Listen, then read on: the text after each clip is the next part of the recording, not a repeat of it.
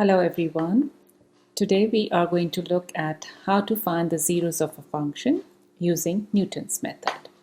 Now let's start with this very simple example, this quadratic function fx equals x squared plus 5x plus 6. Now we know the zeros of this function are x equals minus 3 and x equals minus 2. Now to find the zeros, it simply means plug in the value of x equal to minus 3 here, so that means f minus 3, and we get the answer to be 0. Similarly, when we plug in minus 2 in the above function, we get the value of the function to be 0. So clearly this is an indication that x equal to minus 3 and x equal to minus 2 are the zeros of the function. Now suppose we have a function which is given by this, 2x plus sine x. Now, it's not that easy to find the zeros of this above function. It is the same as saying finding the x-intercepts of the graph of the function y equal to fx. Sir Isaac Newton, he gave us an idea how to find solutions to these problems. What he says is, let's start with an approximation of the actual solution. Suppose this is the graph of any function, fx, and we know the solution is here. This is where it crosses the x-axis. Let's suppose we are approximating close by and say the solution is x1.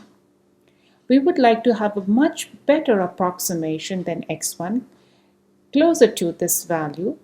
This is the one which is the original solution, remember. So what do we do is, we draw a perpendicular line from x1 till it crosses the function fx, and then we draw a tangent line at this point fx, and that's how the graph looks like, and then we extend that tangent line. So this is what I'm saying. So we have this point x1, we draw a tangent line till it crosses the x-axis. So this is the next approximation solution to the original solution of the function f of x. So the next thing is, can we get much more better approximation than x2? What we do is basically repeat the process. And what do we do here is, once again, we draw a perpendicular line from x2 till it crosses the graph of the function fx. And at this point, we draw the tangent line, and then we extend the tangent line till it crosses the x-axis. We get another approximation to the solution of the function, say x3. So we keep on continuing till we are very, very close to the original solution. Let's now derive this Newton's method. So remember, suppose this is my function f of x, and this is the solution. This is the original solution. Suppose this is the solution. This is the original solution. Think of that. So according to Newton's method, we approximate a solution, say x1. We draw a perpendicular line from x1 till it crosses the graph of the function fx, and then we draw a tangent line over here. Now the equation of this tangent line is given by this equation, y minus f of x1 equals f prime of x1 times x minus x1. Remember that f prime of x1 is nothing but the slope of the tangent line. And then we solve for y. Now remember, we want to find the next approximate solution to the original function. What do?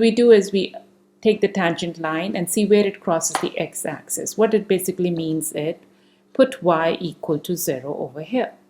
When we put y to be 0, we solve for x, and we get this kind of equation, where x equals x1 minus f of x1 divided by f prime of x1. Now this x is basically this new approximate value, which is x2. Now if the x2 is very close to the original, we can stop, but suppose we want to improve upon it, then we continue the same process as we did earlier, and we get x3. Now x3 equals x2 minus f of x2 divided by f prime of x2. This whole repetition of this process is called the Newton's method. Now let's go ahead and look at how the steps are for this Newton's method to approximate the zeros of a function. It's important is that the function should be differentiable on an open interval containing c where f of c is equal to 0. We make an initial estimate x1 which is very close to c as we could see from the graph here. So remember, this is the solution we're looking at. And then we find a new approximate solution that is given by x of n plus 1 equals xn minus f of xn divided by f prime of xn. We continue this process till the two successive approximate solutions are very, very small. Now each of the successive application of this procedure is called an iteration. Let's do an example. So we would calculate 3 iterations of Newton's method to approximate a zero of this function fx equals x squared minus 2. Now we already know that the solution to this value equation is square root of 2. But let's see how Newton's method works on it. So we start with an approximate guess, say x1 is 1. Now remember, this is the iterative process we have to apply every time.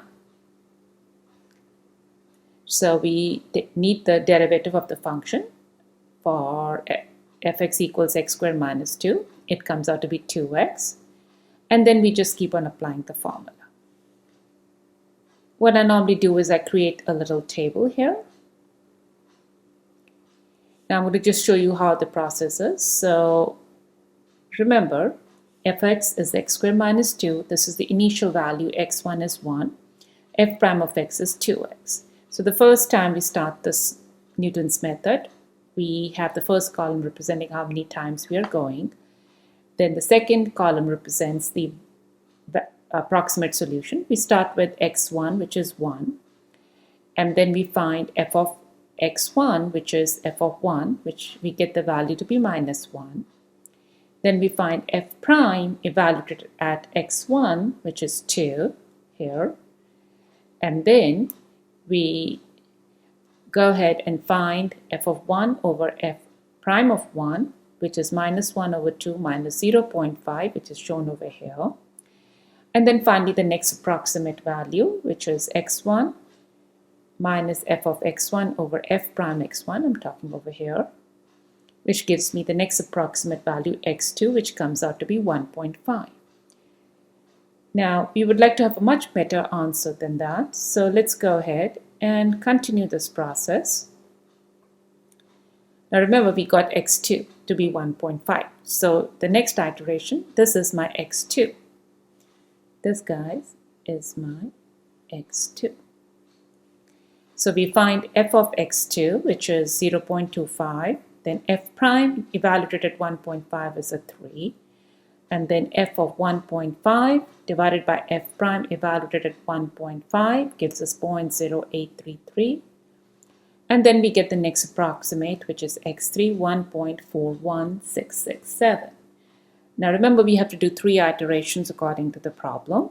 So this is my x3. Once again, we start this whole process, continue through it, and we come to the value 1.414216. Notice it is so close to the square root 2. So what we notice is that after only 3 iterations of the Newton's method, we have got an approximation which is 0.000002 of the actual root of this function. Remember, the solution is actually square root 2, which if you remember is given by 1.414214. Notice the third iteration was giving us 1.41216, so close to what we have as the original value. Okay, so this is what is an idea how to basically use Newton's method to find zeros of a function, which is basically plugging and chugging. And let's look at the scenario where the Newton's method fails. Now let's look at an example, fx equals x 1/3. Clearly this function is not differentiable at x equal to 0. Now what do? Is we show the Newton method fails to converge. We do the same, create the same table, do the method. Notice the first time x1 is 1. I'm going to actually show you with the help of a graph, which is much more better. Okay, so notice when x1 is 0.1, so here we are, this is 0.1, we draw a perpendicular line and then we draw a tangent line and then we see where it touches the x-axis. Notice this is the tangent line, so we get x2. We start with a positive, we get a negative, which is negative 0.2. Once again, we iterate this. When you do this one, we draw a perpendicular line where it touches the graph, then we draw a tangent line, we get the value for the next approximation x3. Now this x3 is a positive number, which is 0.4 according to the table. Once again, we do the same process to it, and then the next approximate solution is a negative number. So clearly notice the approximate solutions are basically oscillating, and at the same time they are increasing in value. So clearly, Newton's method does not work over here.